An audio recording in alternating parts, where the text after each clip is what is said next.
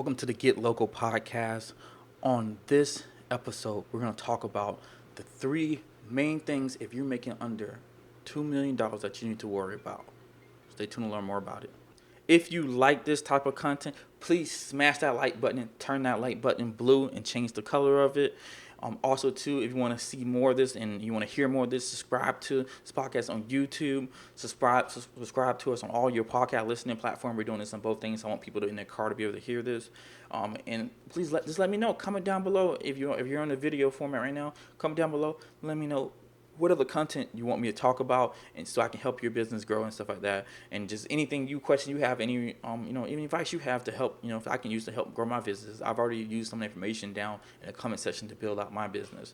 Thank you guys so much. Let's get back into the video. Number one, the most important things that you need to worry about as a business owner at this time right here, when you're in the messy middle, you're in between starting and then reaching up to getting over $2 million, is the first thing needs to be, how are you going to get customers?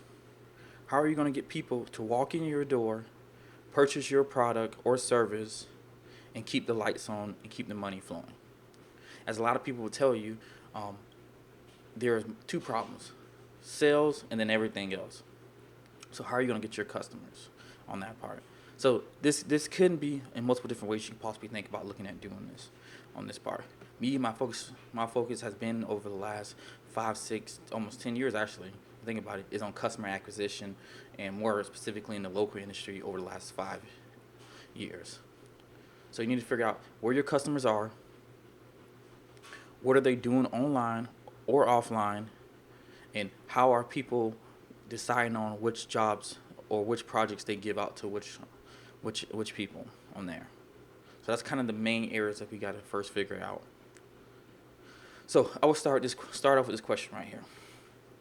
If you kind of already have some type of customer base for the most part, or you're struggling and stuff like that, and it's like every single week is a grind to get more customers, then you need to find better automated systems for that.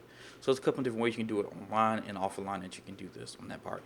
If you are service businesses and your business is doing roofing or doing more expensive stuff that people have to pay for, that's over $1,000 initially, and you're going to need sales reps. Obviously, creating commission sales rep, making incentive base for them to go out there and build up your business is going to be the best thing before. But for a lot of people who are underneath, where your starting price point is between $100 and $1,000, you can really automate these leads on here for that part. If you're doing service businesses, most likely people are searching for these services on there. And while people are searching for these services, you'll look into Google, and there are different sections where people are at and where they're searching at. The first thing at the very top will be the Google ads, which used to be Google AdWords on there. Those will be the first section at the very top where people see, and you'll see 3 to 4 different people up there.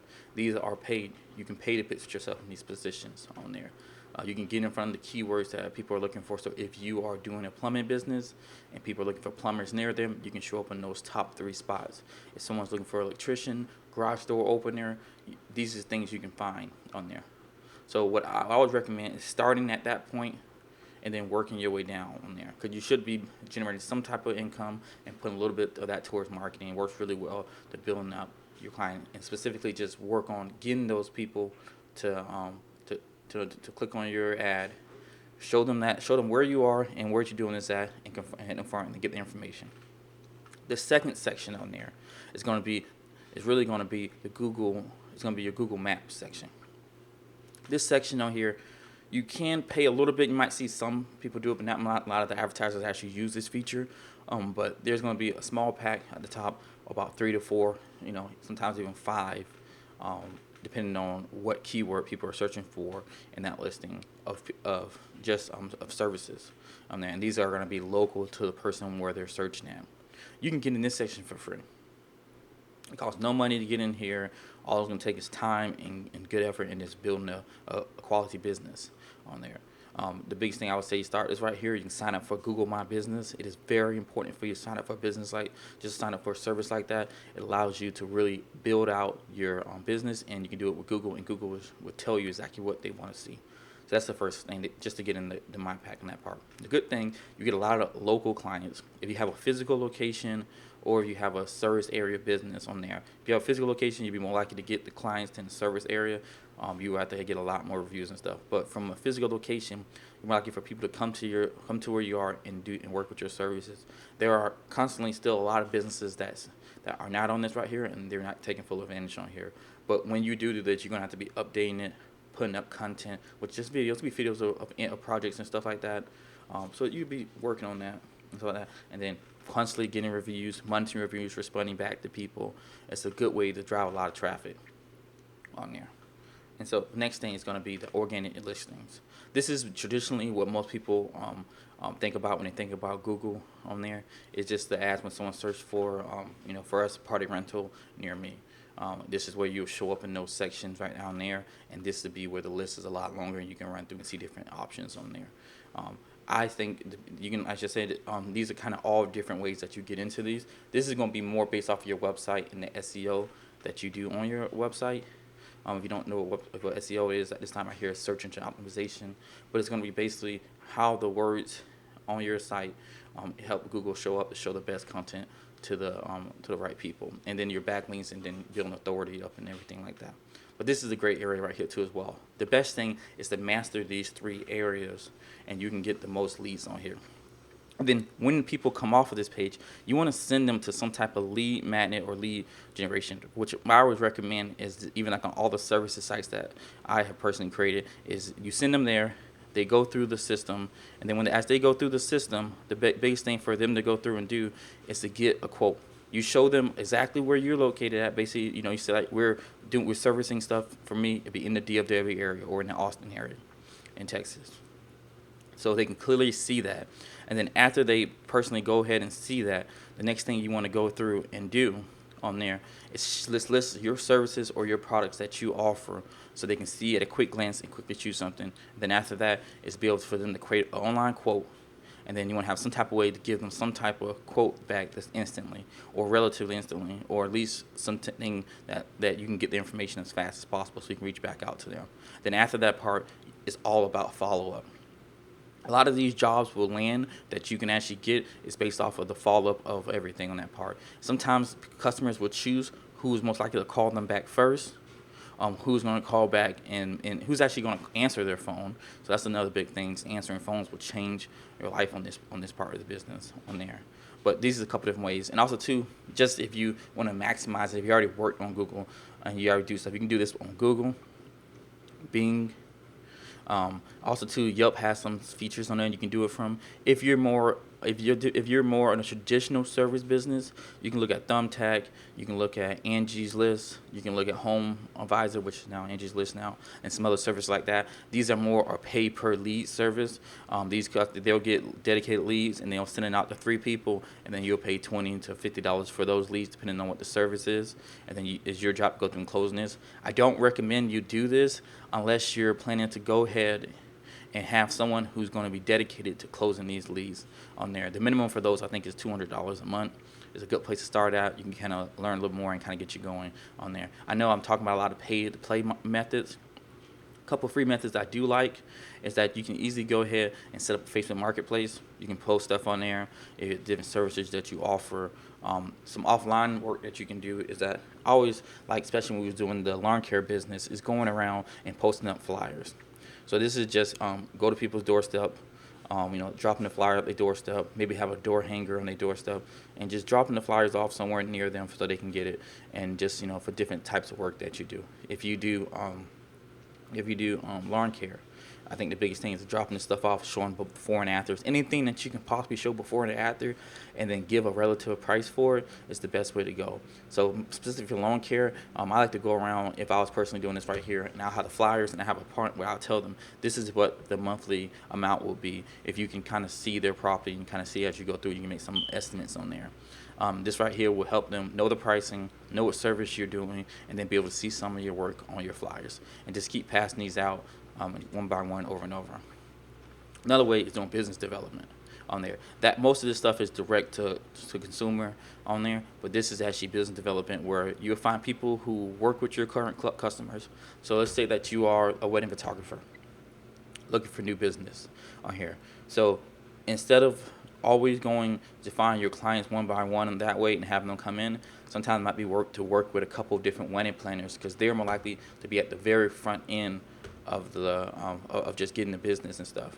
And then those wedding planners will then transfer you over and just get you more business that way. That's basically when we had a little wedding company. That's basically what we did. We partnered with like 3 to 4 different wedding planners, and then they fed us all the jobs that they had when they were doing their wedding. So when they go through and sell it, they'll sell us on that part. We'll give their clients some type of small discount, nothing really big on our service in that part, but something small enough just to show that we care and stuff like that, just to give them a good price and stuff. But we'll go out there and then do the work, and we'll rinse and repeat over and over. So if our wedding planner had 50 50 weddings that year, we will have, between 45 to 50 just clients that we got from them. That one partnership meant a lot, and we did a lot to give back to those wedding planners so we can keep and building that business. And as you can see, as you get more and more of those business connection, you can really grow. And business development is all about connection. Being able to offer the wedding planner something that they can't do, or making their service more valuable, so you can basically get onto their clients and stuff on there, because they're already selling these people, they already are trusted in this industry. So what better way to go through and work with them on that part? So that's how I see on that part. So you got like 3 things you can do. Some stuff that's more offline, which is going to be flyers. You get sometimes billboards even work. I'm out there right now. They're actually pretty cheap, especially the digital ones. You're looking at business development online. I will always start with doing SEM, which is search engine marketing. I'll start, so that's Google ads, Bing ads, Yelp ads. Starting there, I really would start with the Google ones, and since you are doing a service business, looking at what people are searching for. So people are looking specifically for people who fix forklifts in Nevada, in Las Vegas, Nevada. And that's the keyword that I would post on that part. On there, and then I will use that right there after you learn more about it to be able to go through, and then ranking the just the Google Maps portion, which you do from Google Business, and you put your information in, and you'll be able to show up there. And as you build reviews, you'll show up there. General rule, basically, for competition, you want to try to have double the amount of reviews that they have, and that's how you'll show up higher in that section. And then for my actual Google search, which would be your just your search results in that part, just changing your website out, having a good just good SEO practices and stuff like that. There's different videos and stuff that you can look at on that part to be able to take advantage of that, and that part from an online standpoint. And then I would get to also producing content, having a social media to show off your work. That's something that can scale up infinitely, especially using Facebook marketing. You can really grow from there. But the first thing I would start with is getting my stuff on Google My Business. If you do have a component where you can do some business development situation, if there's someone who's further down the chain or closer to the very beginning of the process when someone is doing a project, I would want to be closer to them on there. So you can do that. It's the same reason how when people are building people's houses and they're doing this out there and they're doing for the tow brothers might hire out someone to come put the sod down. Getting that relationship with the tow brothers will give you so many more jobs a lot faster on there. So I'll look at starting right there.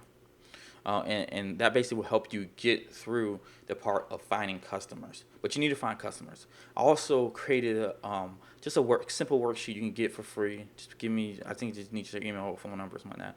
I'm going to put a link down below so you can get it, you can check it out. That will really help you just kind of figure out who your audience is and help you kind of move on from there and really grow on there. Number 2. So now that you actually have some customers coming in, you have a regular cycle of customers, either that's 10 a week, 100 a week, or whatever that number is at this point in time right now. I know for my business right now, we work with almost about 400 customers every single month right now. So basically you're looking at, okay, now I need to hire some employees. I need to get some employees on this right here. If you ever really truly plan to scale your business or automate it in whatever way that you think is possible that you're looking at doing, the best way to go about doing that is going to be to hire employees. You can do a lot of automation stuff to make it easier and simpler, which you should work on that, which we'll talk about that next. But what you're going to need to do is get the right people in there. So first, you want to start off. We're in a service business. What jobs are you going to need on this part right here? Obviously, you're going to need someone to do the service. If you're doing a plumbing business, you're going to need plumbers. But there's a lot of other stuff that's out there that are pretty much the same for a lot of businesses on this part. You're going to need someone to answer the phones. do you have someone answer the phone? Answering the phones will get you more business than anything else, because a lot of service people do not answer the phone. So you need some type of customer sales rep that's going to answer your phones on a regular basis during your open hours and call people back. And honestly, from the very beginning, that can just be that right there can be your sales team. You don't need to do a lot. Just answering the phones will get you a lot of business at this point, and then as you grow, you can build from there. So you need some type of person to answer the phones. If you're going to start off with just one extra employee that is actually doing the operation, doing the work for you, then you probably going to be the dispatcher. Who's going to go to what jobs are you going to go to, how are you going to go to that? So you're going to need to really work on building that out. But eventually, as you get more and more people, you're going to need to have somebody to replace you and dispatch you, which we're talking about in another video of replacing yourself in the business, currently something that me and my partner at Kelly Rentals are working on right now. But that's going to be like the main starting thing to start off with right there. It's just really just building those people out. Okay, now next thing, where are you going to get your hires from? Are you going to post flyers out? Are you going to go to different places that do trade schools if you're doing something on the trade to get it, or are you doing delivery and you need to find people? Are you going to put on Craigslist? Are you going to do Indeed, Monster, just all these different places right here? Personally, the best place I like to go ahead and go and do stuff when stuff that is not office work or stuff that can be remote is if you're actually finding people, labor workers in this part. I like Indeed. I think also too checking your local labor and stuff like that, and then really building off that. And once you find one good person, it's using their network to find more good people and keep building out so you can find the best people as possible. But the one thing when it comes to hiring, I do believe that you should hire fast, but you also should fire fast. I don't mean shoot yourself in the foot and fire your whole team today if you got a whole bunch of work to do. But I do mean that some of the people who are not doing the best job and doing what's best for the company, you need to start weeding them out. The more you leave some of your employees that are, I would say, in C class, and I mean on C class, I mean on the standard of the work they perform, or they might not care anymore, or this is just a job to them. I would start weeding those people out and getting people in there. Because the more people you get up there that are in the B or A tier are more likely for everyone to stay and everyone they're happy. Because a lot of A players like to work with other A players. They want to see everyone else putting their effort in and doing good work. The more all-stars you have on your team, the more likely for you to keep attracting more all-stars. So for us, I kind of work down the basic of what we do at our part of rental business. And I work on this new business that we're starting and some other stuff like that. So you can kind of see our kind of flow. First thing is our sales reps. We need someone to answer the phone calls on there. So this is kind of most of my department that I mostly run this part. So for our main thing is that we hire a couple people to answer the phone calls, to make sure all our phone calls get answered on there. That's the big thing right there. So that's one job that we have right now. We have some type of assistance to be able to go through, or office manager, depending on how you work this right here, to do little stuff around the office, like making sure we have toilet paper, all this other stuff, and just having all the supplies that we need to run these office at the right time. Since we do a lot of linens, we have someone who goes through and manages the linens and stuff. And since we have multiple locations and warehouses, we have a warehouse associate. This warehouse associate gets things ready, cleans stuff, and help the drivers load things onto their truck for the party rentals. And we have a couple of those that help out. And then after that, we have different sets of those, about 4 of those. And then we have different helpers that help out on sometimes when the drivers have bigger loads and need to drop off more stuff. So that's a kind of, and then we have our end results, which is our drivers. These are the people that are talking and actually face-to-face with the customers. This is an important role. We once used to have about 6 to 7 drivers, but we realized that depending on the quality of people that you have, we did a lot less work. So we had times where we were wasting money. Things weren't going the way we wanted them to. We were hired thinking to fix the issue, when sometimes the issue was actually the people we were hiring on this part. We ended up scaling down our workforce by half, and now we do twice as much of the work, which helped our profit margins on that part. Because that's another thing with hiring. You have to really watch how you're hiring so you're not going through and hiring more people than you should be hiring. And a good way to kind of do that right there is that generally, I know we like to give our people full-time work and stuff, but as you start scheduling and planning out your weeks, it'll help you get a better understanding of how many hours you need to actually get that work done. and how many people you need to get there. So sometimes maybe you have 6 full-time people, but you only really need 2 full-time people, and you need 4 part-time people. But you're giving other people work and stuff just because you want to keep those people just in case. So being able to outsource and hiring, because after you start getting customers, hiring is going to be the next biggest thing. It's going to be the thing that takes you from making $100,000 a year to making 10 million, 20 million, 30 million, 100 million, because people are going to be some of the best, just services from that part. Now, that's kind of more of your labor workers, your guys and stuff on there, your operational team, all of that, kind of what you need to really build on. On your in-house team, sales, stuff like that, I really recommend obviously hiring some good people near in the area where you are. You can go remote too as well if you want to find external people, but I think having someone at the location that or having someone near you that is working on this, or at least being the management of this, will be really good. That's what we work on. But another thing that we've been doing is right here is we've been hiring just some assistants, some customer reps and stuff from the Philippines that work very much out right there. We have a new business coming up. I'll drop a link below if it's up at this time when I release this right here, just to help you connect to people in the Philippines, just to help you get there and do, for you can get you get people who will work very good at $5 an hour and help you really build your business up. It's a good way to scale up, especially for the service industry business, where a lot of our workers are kind of scaling out of our price range. It's a good way to offset some of that. And that's something, another service you can use, because a lot of those remote jobs that can be done remote, sometimes they should be done remote by having one person who's coring your team near you, and then having a distributed team across as well.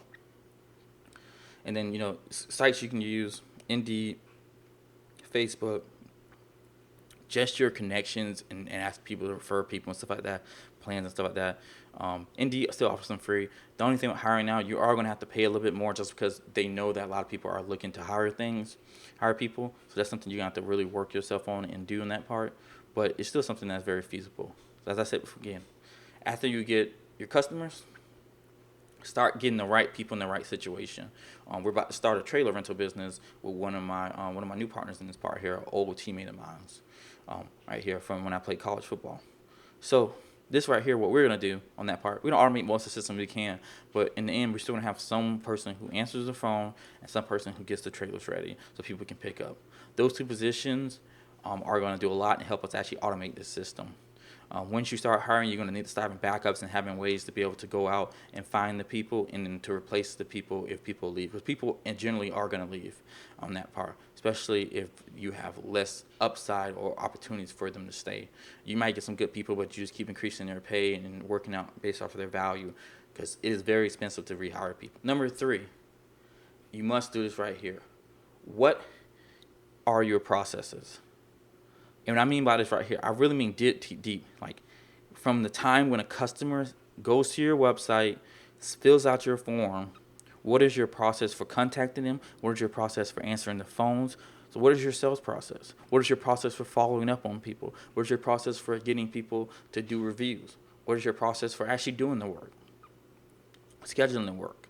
Like how are you going to make this thing where people know exactly what they're supposed to do? For us, we have tons of processes that we've been putting in place and more that we're saying, like, when are you going to do certain work? Like for us, we try to do most of our work during the week, even though most of our events start on the weekend. So we can get enough stuff and we can lay it out so we can give our guys consistent amount of work and not overload anybody. Because we had an issue before where it was hard to always meet people's time limits when you had 30, 40 events to be due on just on Saturday. And then on that part, we didn't have our hiring down, so then we had to go through and we were rushing to get stuff done, and it always made a lot more hassle. So what are your processes going to be? Then this goes back to everything else. How are you going to get the customers in? How are you going to manage the customers and set their expectations, which is very important on there? Like, how are you going to do these things, and what are your processes going to be? So for a typical party rental business, for us, we're going to have processes for our leads, for answering the phones, answering emails. We're going to have processes for how we do our linens. We have a process for how much stuff we're going to have going out, cleaning the stuff, how we're going to load the trucks, when are we going to load the trucks, who's going to load the truck, on that part, having all the items ready in enough time. If you have to go rent some stuff, having that stuff there the day before or at least one day before, and having the relationships in that part. When we deliver, and like that, like we're gonna call beforehand. We're gonna create our routes and stuff, and we're gonna try to keep our delivery drivers in the same area so they can get to those as fast as possible.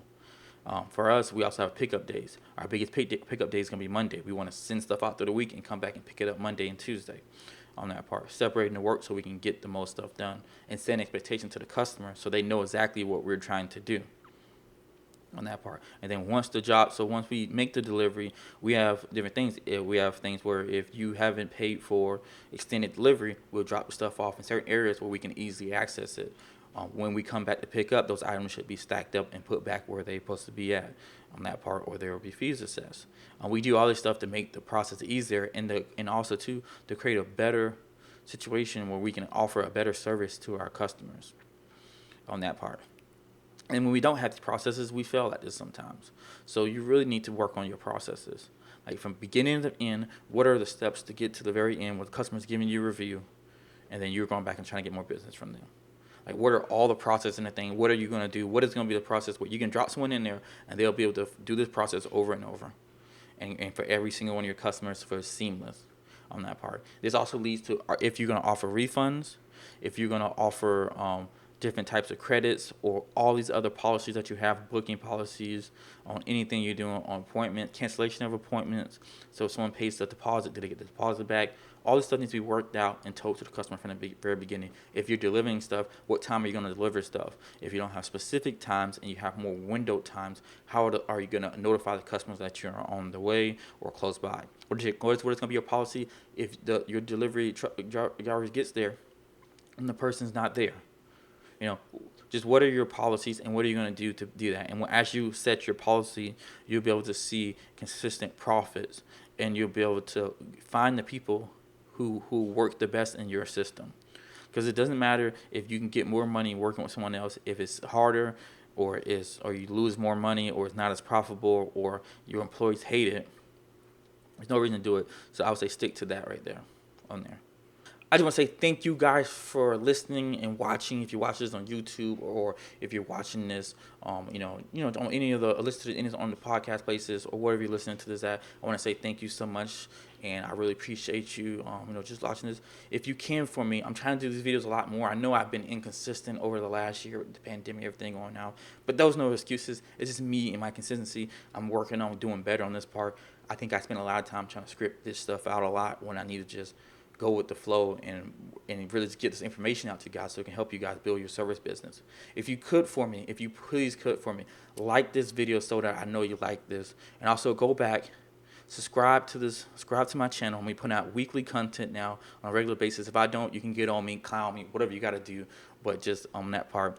And also to check out the links down below for the affiliates and stuff that I'm working with to help build and support this channel as well. And then comment down below of any questions you have, and what steps are you going to take to really build your business, and where are you at on the revenue standpoint.